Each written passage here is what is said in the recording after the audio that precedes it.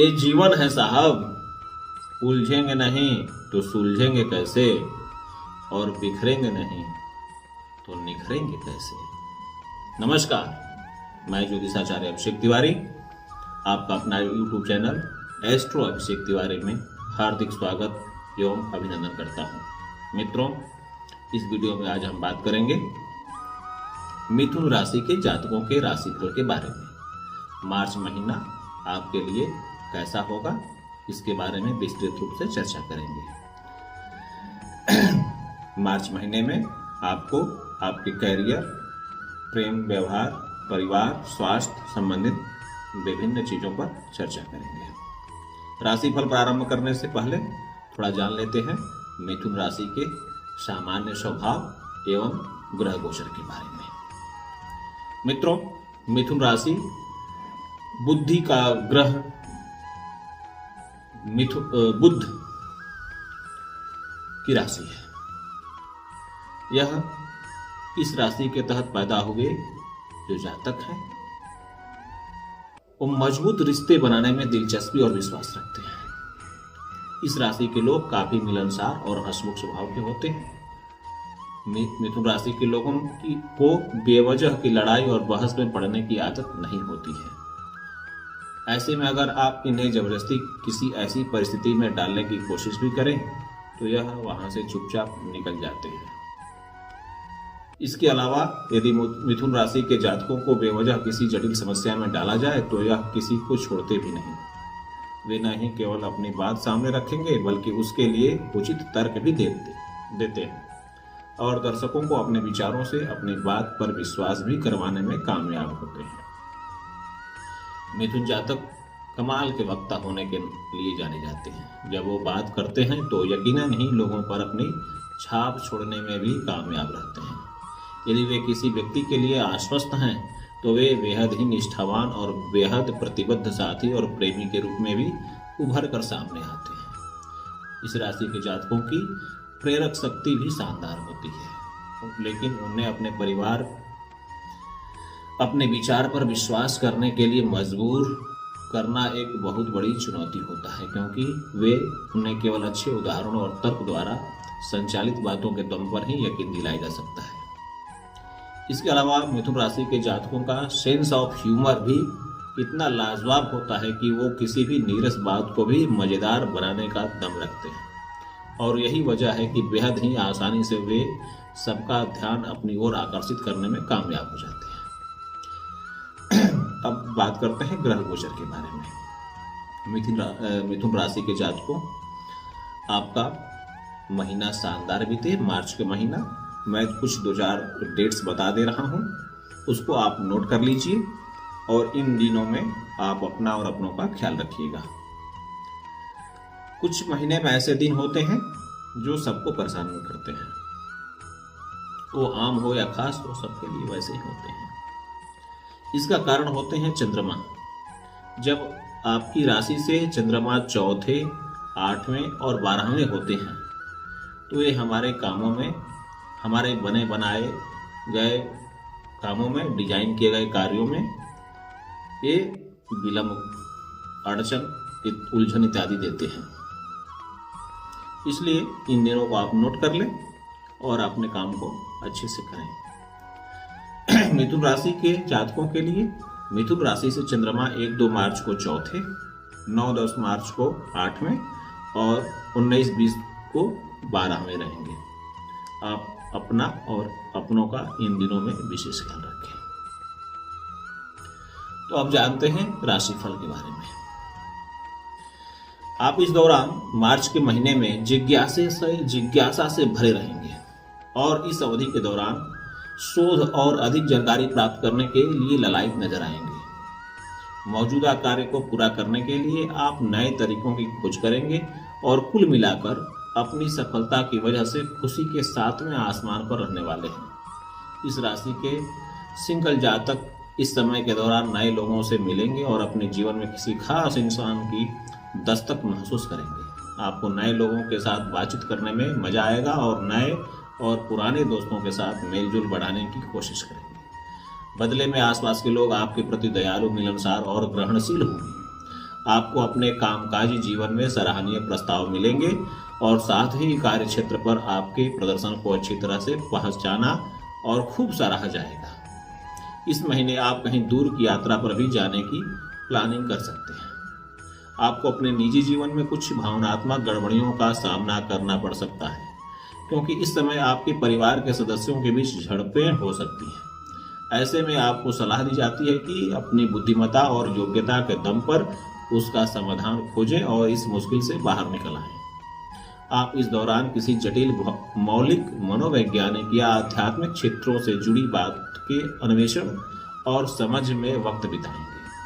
साथ ही इस समय आपका झुकाव रहस्यवाद के प्रति अधिक होगा। इस महीने के दौरान ज्यादा और अनावश्यक सोच विचारों के कारण आपको कुछ मामूली स्वास्थ्य चिंताओं का सामना करना पड़ सकता है। मिथुन राशि के जातकों के लिए कार्यक्षेत्र कैसा रहेगा, सुने। पेशेवर जीवन के लिहाज से मिथुन राशि के जातकों के लिए यह समय काफी शुभ रहने की उम्मीद है। आपका छठा घर का स्वामी मंगल राहु के साथ 12वें घर में है। यह आपको अपने प्रयासों में कड़ी मेहनत करने के लिए गतिशीलता और ताकत देगा, जो आपको लाभकारी परिणाम प्रदान करेगा। ध्यान रखें, द्वादश भाव में मंगल और राहु का अंगारक योग भी बन रहा है। ये परेशानी देगा। छठे घर में मौजूद हानिकारक ग्रह आपको वीरता प्रदान करता है और आपको बहादुर बनाता है। केतु आपके छठे घर में है, जो आपको अपने पेशेवर जीवन में उत्कृष्ट प्रदर्शन करने के लिए प्रेरित करेगा। विदेश के घर में आपका छठा स्वामी आपके कनेक्शन को विदेशी ग्राहक के साथ अच्छा संबंध बनाने में मदद करेगा। इसके अलावा जो लोग मल्टीनेशनल कंपनी में काम कर रहे हैं या जिनके वैश्विक क्लाइंट्स हैं, उन्हें भी इस समय के दौरान अच्छे परिणाम मिलने की संभावना है, क्योंकि इस दौरान आपको बोनस और वेतन वृद्धि के साथ पुरस्कृत किया जाएगा। जो लोग विदेश में नौकरी करने की चाह रखते हैं, उन्हें इस दौरान कोई शुभ समाचार मिल सकता है। आपके दसम भाव का स्वामी बृहस्पति शनि के साथ मिलकर 8वें घर में है। यह इस आपके काम में और कार्य क्षेत्र में कुछ बदलाव को इंगित करते हैं। ऐसे में यदि आप भी नौकरी बदलने की सोच रहे हैं तो उसके लिए यह समय बेहद उपयुक्त और शुभ साबित हो सकता है।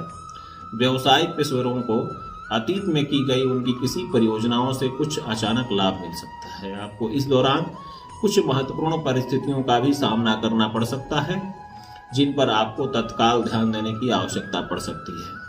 इसके अलावा आपको अपने कार्यस्थल पर किसी आपात स्थिति का भी सामना करना पड़ सकता है। अनुसंधान, खनन, जासूसी सेवाओं, पत्रकारिता और कानून के क्षेत्र से जुड़े जातकों के लिए मार्च का यह महीना काफी शुभ साबित होने वाला है। आर्थिक स्थिति, आर्थिक पक्ष के लिहाज से मिथुन राशि के जातकों को मार्च के महीने में थोड़े उतार चढ़ाव का सामना करना पड़ सकता है। जैसा कि हम जानते हैं कि मार्च वर्ष का अंतिम वित्तीय महीना होता है और आय और व्यय के लिए मौद्रिक लेन देन और बैलेंस शीट के संतुलन का भार इसी महीने में होता है। आपके 11वें घर का स्वामी मंगल व्यय के 12वें घर में है, जिसके कारण इस अवधि के दौरान आपका खर्च आपकी आय से अधिक होने की आशंका है। चूंकि यह राहु के साथ स्थित है, इसलिए आप कुछ अनुत्पादक सामान या शराब पर या दुर्व्यसन पर भी खर्च कर सकते हैं, जिससे आपकी आय पर इसका खासा असर देखने को मिलेगा। आपके 9वें घर का स्वामी 8वें घर में होगा, जो पैतृक संपत्ति या किराए की संपत्ति से आपको कोई लाभ दिला सकता है। व्यवसायिक पेशेवरों को इस अवधि के दौरान कुछ नुकसान का सामना करना पड़ सकता है। आपका बचत घर का स्वामी चंद्रमा सभी राशि में परागमन करेगा, जिससे आपके वित्त में उतार चढ़ाव की स्थिति बनी रहेगी। आप कुछ साइड लाइन कार्य करके या अपनी सेवाएं कहीं प्लान करके अपने वित्त में सुधार करने का प्रयास कर सकते हैं। आपको आपके असाधारण प्रयासों के दम पर आय के नए स्रोत मिलेंगे और आपकी कड़ी मेहनत और आपको लाभकारी परिणाम प्रदान करेंगी और आप अपनी कमाई और खर्चों के भी संतुलन बनाने में सफल सिद्ध होंगे। स्वास्थ्य के बारे में अगर बात करें तो सेहत के लिए अच्छा नहीं रहेगा। आपका लग्न स्वामी महीने की शुरुआत के दौरान 8वें घर में होंगे, जो आपको तनाव, चिंता और अवसाद देने का काम करेंगे। आपको कोई एलर्जी या त्वचा से जुड़ी समस्याएं भी परेशान कर सकती हैं।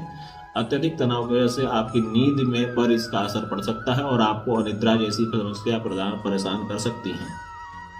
सलाह यही दी जाती है कि जितना हो सके आराम करें और अपने दिमाग को भी शांत रखें। साथ ही जो हो सके तो जप और ध्यान में भी समय बिताएं। ध्यान और जप से आपको अंदर शांति का प्रवाह होगा, आपका दिमाग शांत होगा और साथ ही आपको समस्याग्रस्त स्थितियों से निपटने के लिए भी ताकत मिलेगी।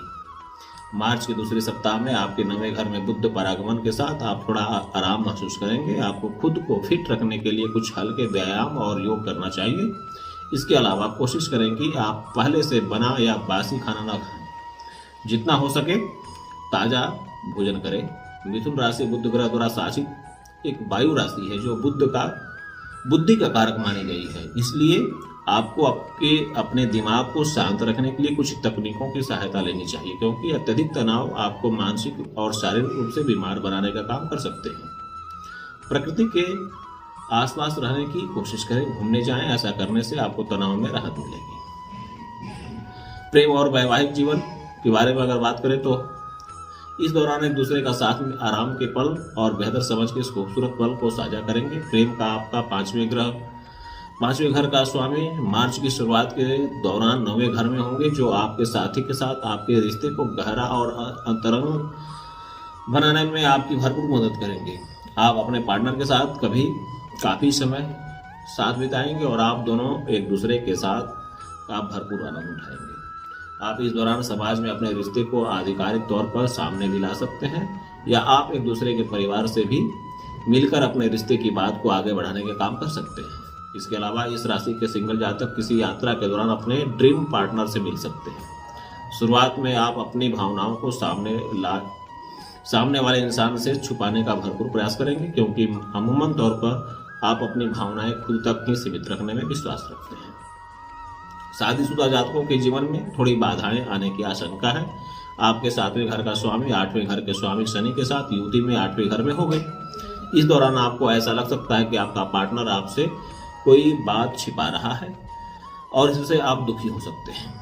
रिश्ते में लगातार चल रहे उतार चढ़ाव से आप थोड़ा बोझिल महसूस कर सकते हैं। हालांकि आपको ये सलाह यह दी जाती है कि धैर्य से काम लें, शांत मन से बैठकर अपने पार्टनर के साथ बात करें, क्योंकि बातों से ही बड़ी से बड़ी समस्याएं का हल निकाला जा सकता है। यदि आप अपने सारे तनाव को एक तरफ रखकर और अपने जीवन साथी से अपने मन की बात करते हैं और यह भी जानने की कोशिश करते हैं कि उन्हें क्या परेशान कर रहा है, तो आपके रिश्ते में सुधार अवश्य होगा। पारिवारिक स्थिति हमेशा अपने परिवार और दोस्तों का साथ चाहिए होता है। ऐसा करने से वो हमेशा साहसी और खुश रहते हैं। इस महीने के आधे समय के दौरान घरेलू सुख सुविधाओं का आपके 4थे घर का स्वामी अनिश्चितता, गोपनीयता और भ्रम के 8वें घर में मौजूद रहेंगे। इस अवधि के दौरान आपका अपने परिवार के साथ संबंध कुछ ज्यादा खास नहीं रहने की आशंका है। आप इस दौरान कुछ संकट का सामना भी कर सकते हैं। इसके अलावा अपने निजी जीवन के प्रबंधन और परिस्थितियों का सामना करने की कोशिश करने के बारे में आप थोड़ी उलझन और हार महसूस कर सकते हैं। इस दौरान परिवार के लोगों के साथ आपके कुछ वाद विवाद भी हो सकते हैं। विशेष तौर पर आपकी मां के साथ आपको इस दौरान ऐसा भी महसूस हो सकता है कि लोग आपको सही ढंग से समझ नहीं पा रहे हैं या आपका उचित ध्यान नहीं रख रहे हैं। जो लोग अपने परिवार से दूर रह रहे हैं उनसे इस समय अवधि के दौरान अपने माता पिता से अच्छे संबंध मजबूत बनेंगे। मार्च के तीसरे सप्ताह तक आपका कनेक्शन बेहतर या मजबूत हो जाएगा जब बुध आपके 9वें घर से परागमन करेंगे। इस समय संवादहीनता में सुधार आएगा और आपके अपने माता पिता, खासकर आपके पिता से संबंध अच्छे बनेंगे। आप सब साथ मिलकर खुशी के पल का अनुभव कर लेंगे और साथ में क्वालिटी वक्त बिताएंगे। आप इस दौरान परिवार के साथ में क्वालिटी वक्त बिताएंगे। इस दौरान परिवार के साथ कहीं बाहर डिनर पर या किसी धार्मिक स्थान की यात्रा भी कर सकते हैं। मित्रों, मार्च का महीना आपके लिए शानदार हो, इसके लिए मैं कुछ उपाय बता दे रहा हूं जिसको आप नोट कर लें, जिसको करने से आपके घर में सुख शांति बनी रहेगी और आपका मानसिक और शारीरिक स्वास्थ्य भी बेहतर रहेगा। आपको उत्तरोत्तर उन्नति मिलती रहेगी। विष्णु सहस्त्र का पाठ करें। पेड़ों को रोजाना जल दें। शनिवार के दिन शनि मंदिर में सरसों के तेल का दिया जलाएं। मंगल और शनिवार के दिन हो सके तो प्रतिदिन हनुमान चालीसा का पाठ करें। बुधवार को जरूरतमंदों को हरे चने की दाल का दान करें, जिससे आपकी सारी परेशानियां दूर हो जाएंगी। और मित्रों, अंत में बात करते हैं कि इस वीडियो को लाइक, शेयर और सब्सक्राइब करना ना भूलें, जिससे आपके अपने और अपने परिचितों को भी इसका लाभ दिला सकेंगे। अब हम मिलेंगे अगली वीडियो में, तब के लिए नमस्कार, जय श्री राम।